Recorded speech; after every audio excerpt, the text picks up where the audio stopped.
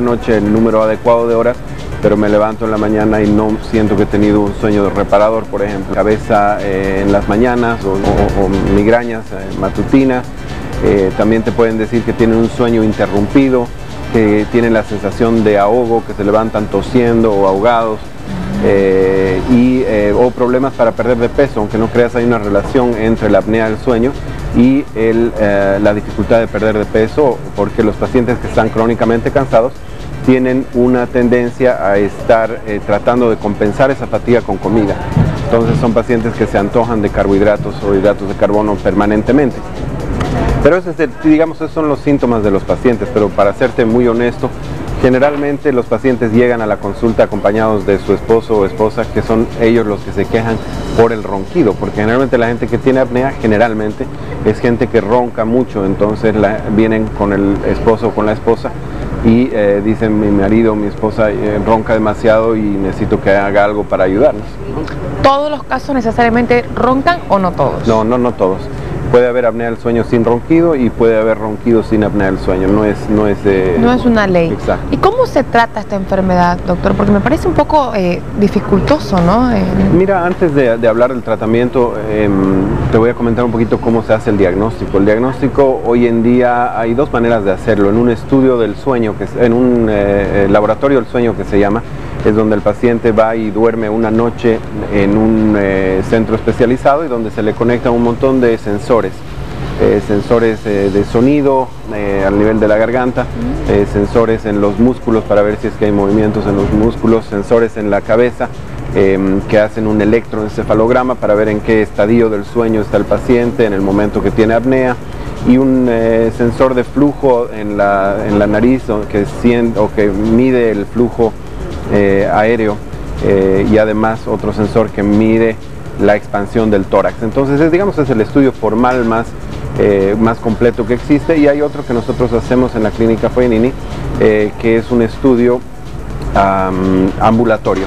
Entonces yo le doy al paciente un equipo especial el cual se lo lleva a su casa, se lo conecta en el cuerpo y se duerme en su cama con unos 3 sensores en realidad, o 4 sensores, y entonces con eso se puede hacer un diagnóstico muy rápido y muy sencillo del problema.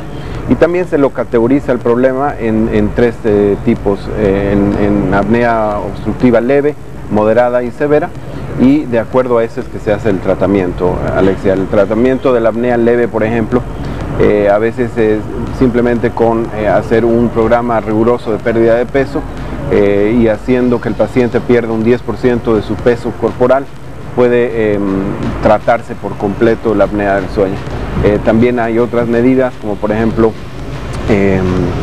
dispositivos que se ponen en la boca, que jalan obligan la mandíbula a salir hacia adelante, y con eso se puede más o menos paliar o compensar o tratar una apnea leve. También se hacen terapias de posicionamiento, porque la apnea es mucho peor siempre en los pacientes, cuando los pacientes están durmiendo, de espaldas. Entonces a veces se hacen algunas cosas para evitar que el paciente esté de espaldas, y así se pueda disminuir el apnea leve o hacer que se vaya la apnea leve. Ya cuando la apnea es moderado o severo, entonces ya el tratamiento generalmente es con un equipo que se lo utiliza todas las noches.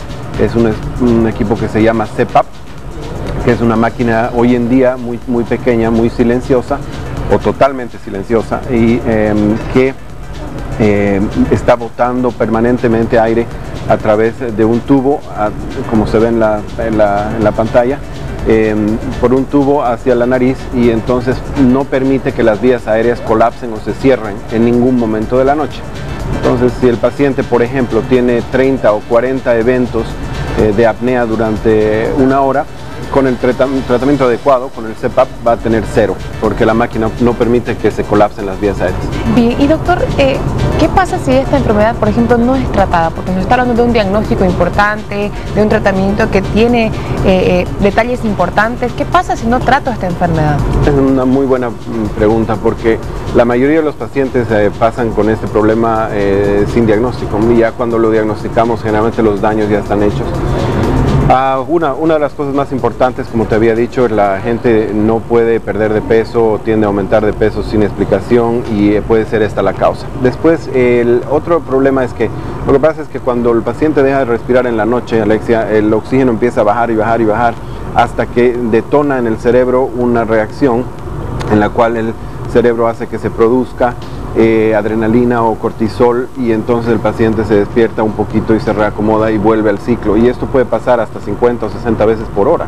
Wow. Y entonces, ¿qué pasa? El organismo está viviendo con un oxígeno muy bajo y con mucho cortisol, y entonces estas hormonas, el cortisol y la adrenalina, hacen que el paciente vaya a tener presión alta. Entonces muchos pacientes tienen hipertensión arterial o presión alta, simplemente causadas por el apnea del sueño. El minuto que tratas el apnea del sueño, el paciente deja de tener presión alta. Entonces esa es una de las consecuencias. ¿Qué otra consecuencia? Se pueden subir algunos valores en sangre, por ejemplo el del colesterol y el del azúcar.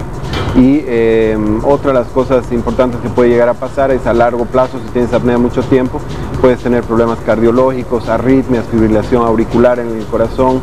Y quién sabe, lo más preocupante es que la apnea del sueño también aumenta el riesgo de ataques cardíacos o de eventos cardiovasculares, así como también de embolismos cerebrales o accidentes vasculares cerebrales. Es un factor de riesgo conocido para eso. Son graves consecuencias entonces. Claro que sí, pueden ser fatales. Y ahora, doctor, ¿existe una manera en que nosotros podamos prevenir, o es que nacemos con esta enfermedad, vienen los genes, el medio ambiente? Hasta cierto punto sabemos cuáles son las cosas que se ponen en un riesgo elevado de tener apnea del sueño. El más importante sin duda es el sobrepeso. En la mayoría, o muchísimos pacientes con sobrepeso tienen apnea del sueño, pero hay algunos que no los hemos identificado todavía, y hay algunos hábitos que pueden empeorar el problema o detonarlo, que son, por ejemplo, la utilización de pastillas para dormir o calmantes o relajantes. Aquí muchísima gente se automedica, toma qué sé yo, medicamentos como por ejemplo el clonazepam o Neuril o el alprazolam y otros medicamentos para dormir que hacen que haya un sueño demasiado profundo, si tú lo quieres, o una relajación excesiva, y entonces la apnea puede empeorarse. También algunas otras cosas, el tratamiento para la testosterona. Hay hombres que usan testosterona como tratamiento, eso puede empeorar el apnea. Y ¿qué otra cosa? Algunos problemas neurológicos también, y el alcohol también. El alcohol puede empeorar el apnea, pero en realidad más que eso no sabemos. Generalmente son problemas estructurales en la garganta, en la parte posterior del cuello, donde hay un colapso de las vías aéreas, y como te digo, muchas veces está relacionado al sobrepeso y algunas otras cosas, pero hay pacientes que no tienen sobrepeso, que están con un peso ideal y no toman ningún tranquilizante, ningún medicamento para dormir, ni toman alcohol y tienen apnea moderada o severa. Entonces a veces no se puede saber a simple vista, digamos. ¿Sabemos, doctor, qué es exactamente lo que provoca que estas vías aéreas se cierren en el momento de esta apnea obstructiva del sueño?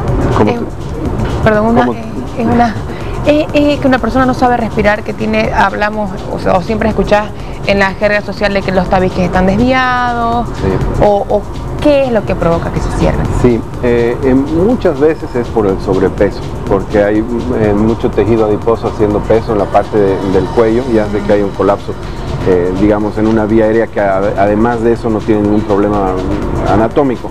Ahora hay en algunos otros casos, por ejemplo, casos extremos en los cuales la parte de atrás de la garganta, lo que conocemos como orofaringe, está muy obstruida por una campanilla o úvula que llamamos demasiado grande, demasiado larga, o por las amígdalas demasiado grandes, o también problemas obstructivos a nivel de la nariz, como por ejemplo un tabique desviado.